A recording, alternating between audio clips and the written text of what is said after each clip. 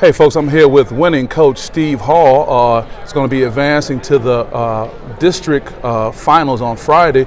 You've been able to have success 3 times in a row, coach, over King High School. Well coached, well played, King High School. What has that been like for your team? Well, it's a state tournament, so it's pretty self-explanatory. You win or you go home. So, it's obviously an incentive because they're a respected program, and you know that you got to come to play.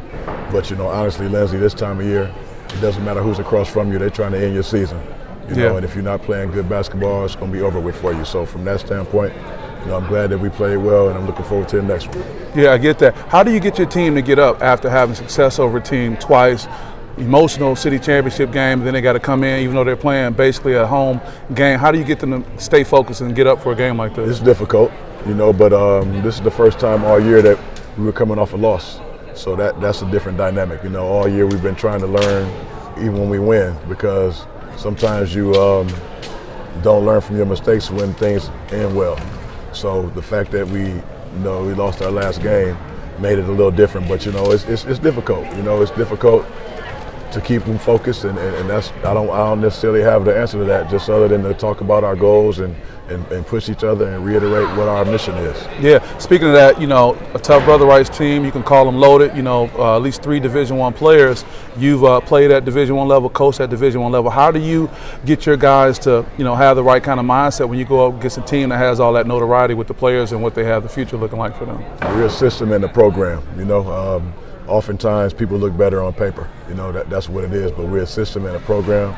These kids have been playing together since the 9th grade, running cross country together, playing junior varsity together, and that's what we believe in. So, you can't win it on paper. I respect the teams that we play against, whether they have, Division I players or not, but we believe that our model can succeed against anybody. Yeah, definitely want to look past your matchup on Friday as they cut the lights out, but we'll still keep this going.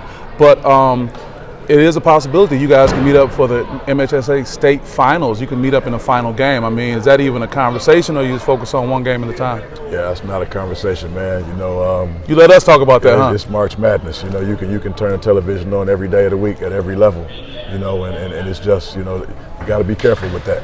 You really got to be careful and mindful of respecting the person that's in front of you, and that's what we're consuming right now. I get that last thing. Any shout-outs, any last comments you got before we let you go? Give a shout-out to my sister, Lori Hall Armstrong, in North Hollywood, California. She's recovering from a stroke. Cass Tech is all the way represented in California, and she's a class of 1990 class president, and we're trying to do this for her. Shout out to my sister. Bless. Nation, let's do it. All right, my guy, Steve Hall, appreciate you.